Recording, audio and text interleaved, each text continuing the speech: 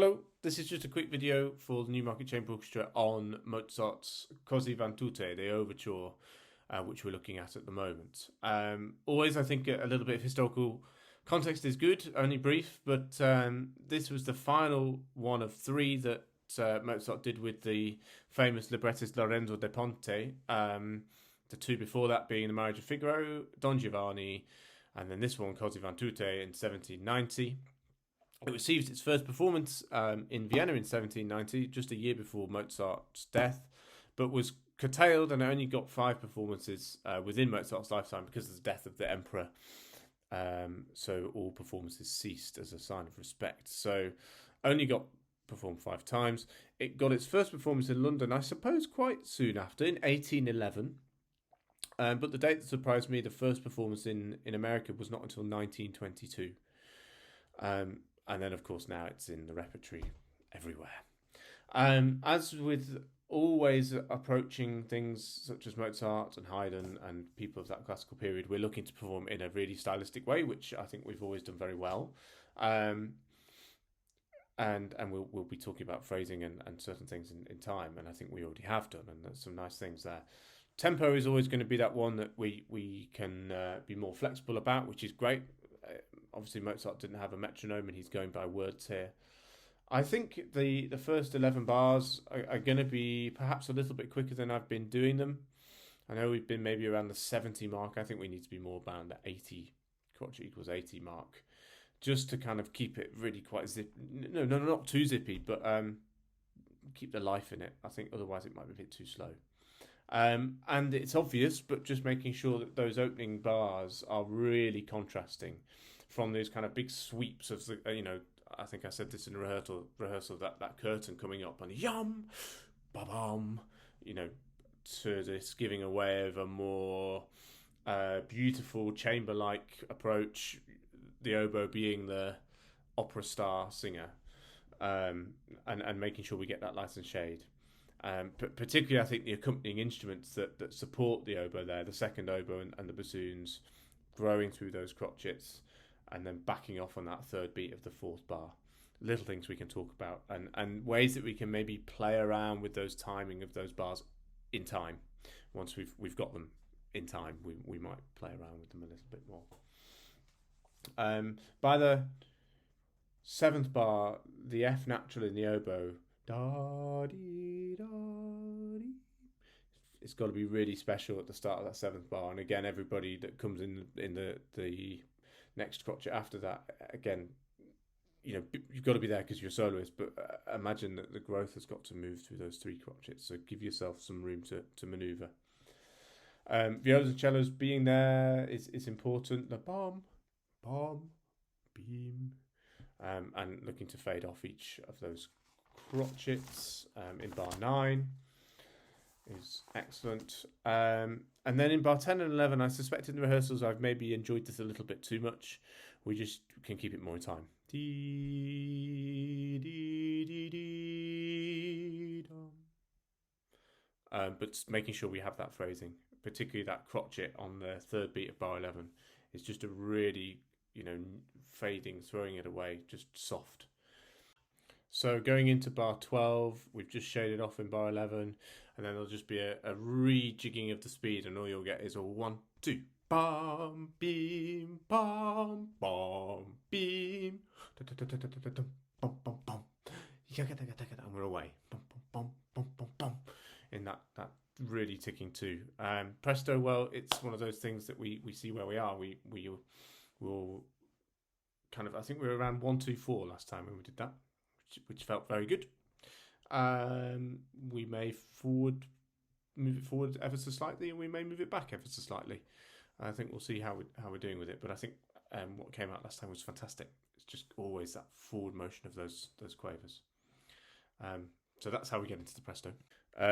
Obviously, those chords going into the presto are all pretty punchy. But I think I said this again last time that 11, 12, 13, bar 14, that first chord of 14 is the big one. Bum, bum, bum, bum. Real depth there. Really knock that nice and strongly. Bum, bum, and then bum, bum. That presto has to arrive softly So make sure that cadence into the Presto isn't too overpowering. Then we're off. We're ticking away. I think it's important that the violas and cellos and bass here are always lifted, and we want to be quite agitated. Yum, bum, bum, bum, bum. You keep it always kind of on the front foot, which is going to help the violins as well to keep that just all that stuff just ticking through, really flowing, and making sure that we're piano at the beginning of that Presto. I think is important so that we get that build into the tutti at 21, 22, 23, 25, tutti at 25. Before that, violins and all of us, well, all of us, but you know, violins you can help by moving through those quavers, but then equally, cellos and violas, you're doing the job. Bum bum bum bum bum bum bum. You're the timpani driving us into that tutti, so really push that dynamic forward. And again, that accent bum bum bum bum bum bum bum bum bum. It has to have real lift, real bounce, real kind of white eyes and excitement. And then that contrast there straight away, making sure that we're back down to piano. The strings underneath that, you still got to be fairly resonant. And there's definitely a kind of a stronger, less attitude to those crotchets. To accompany the lovely wind solos here, which I'm sure will be flowing around beautifully as they were when we last heard it. And then importantly, I think we always have these little swells, 31, 32, 34, 35 and 36, and it comes back a number of times. So that the following wind part that comes in, the is more relaxed dynamically. So, you know, you're not having to work too hard through those quavers. So shading off everybody in those two bars after you've grown up to the middle of them and then back off. We're all doing that, so it's obvious. Yeah, I mean it's all usual things now, really. Nothing too challenging. Cellos, there's a nice little bit of light and shade in 40, 41, 42, 43, 45, 46. Yum bum bum bum, yum bum bum bum, bum bum bum bum, yum bum bum bum. Making sure you're fading off into the downbeat of 51 is the big thing there, and then crescendoing into the tutti of 53. Particularly cellos there, but in fact all of us who are playing at that point need to have a little bit of that in mind. And cellos, as I sang 45, 46 into 47, yum bum bum bum, and then again yum bum bum bum. Like you can warm with a bit more length on that downbeat crotchet that you've got. Cool. And then we're big on the tutti at 53, and a nice big cadence into A is good to be quite strong there. Bum bum bum bum bum bum bum bum. Keep it flying through. Then of course the syncopation and these nice clashes that we get in the wind, I think give a little bit more lift. Bum bum bum bum bum bum bum bum bum bum bum. So your tied note, never make it the full length of that as it is. I think it's probably the important thing here. Bum bum bum bum bum bum bum bum bum. Always lifted. You're almost, and we might well try this, you're almost edging on the side of making that tied note a quaver. And we may well test that out. It's got to be quite nervous though, and I'm hoping that extra little lift might give it that. Lovely. And then within that, we're a little bit more unstable harmonically there, violins. So 61-ish or 59 when you're coming in. Possibly just a little bit of shape off at the end of these little phrases, violins there. And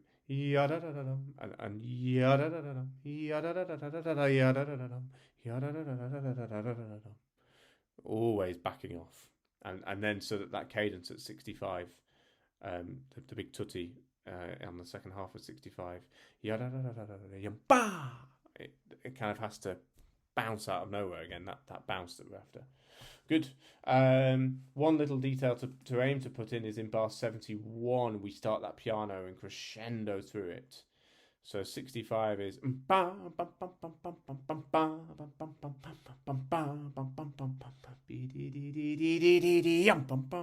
so that 73 is where it really rips off there with the horns beam blasting through, with the cellos and the violas doing the same thing. So you're very brassy there, so short. Bit more length on the minim, but not much. Beam. Yeah, keep it ticking through. Good. That's all going to be lovely. Viola, as in all these sections, but 92, 93, 94, 95, and just before my bar numbers are going strange, before B, 1, 2, 3, 4, 5, 6, 7, 8, 9, 10, 16, 17 before B. Those long tie notes across the bar, bring them through. Nice textural support there. Otherwise, it's a bit bitty. You're the bass. Well, no, there is a bass. There's the pedal in the bass is there, but you're holding it all together. Otherwise, it's just little bits of pockets of things. So you're really key there, violas. Yeah, just making sure that timing with the flutes and the first locks in place. But I'm sure that'd be great. Getting into 149, obviously very similar things which we talked about. 149, that'd be great to start that piano. So I definitely have that marked in. Some people have that marked in, but not everybody. So that clarinet obviously play out a little bit, but it needs to be quite ethereal and quite soft there. Good. I think that's basically it then. We've talked about, I've just mentioned a few very brief points and things I think we're doing very well. I think it's always, with this music, just maintaining that forward motion, not getting caught on the tutti sections with crotches getting too long. Violins, that section, always all that stuff, just trying to keep it flowing through. And the day with the articulation as well, as much as we can. And I think the only real thing, obviously, is at letter D, which for those of you who don't have bar numbers is figure numbers is 227. There's just a bit of time there. I think the most important thing, that cadence at 227 needs to be walloped. It needs to be that kind of shock factor again of like, where are we going with this? Have we got another 48, 50 bars to go, or is this getting towards the end? We want to have that shock factor. So big sound into D, bum, beam, and then cellos and violas. It's just catching us in the second of B. It's just the tempo is just gonna change slightly for a slower version there. So bum bum bum bum beam, beam, beam. Beam,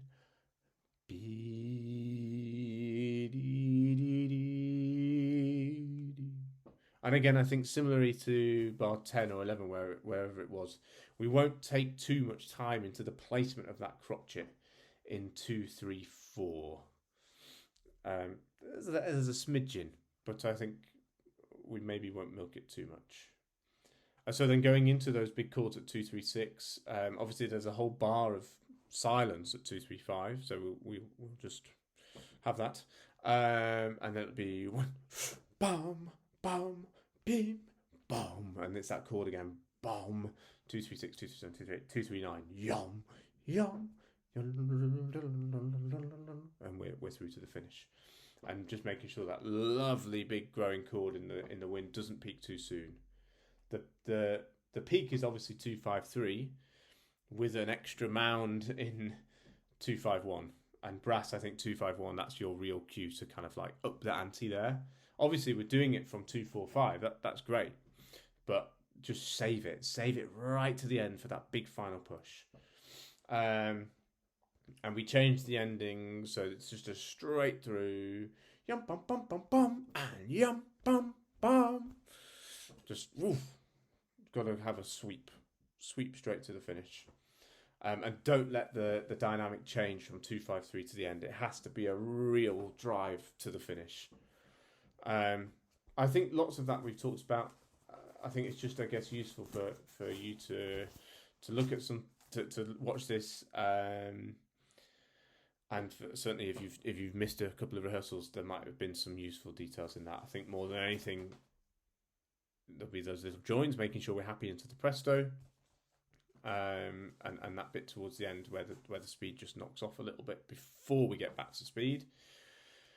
And just applying all those usual rules to make it stylistic. Keep it short, keep it flowing. Yeah, and I think the premise here is pretty straightforward. Once we've got all those notes, particularly in the wind, flying away. But I think we can make a really, really good performance of this. Hope there's some useful things within that. Thank you.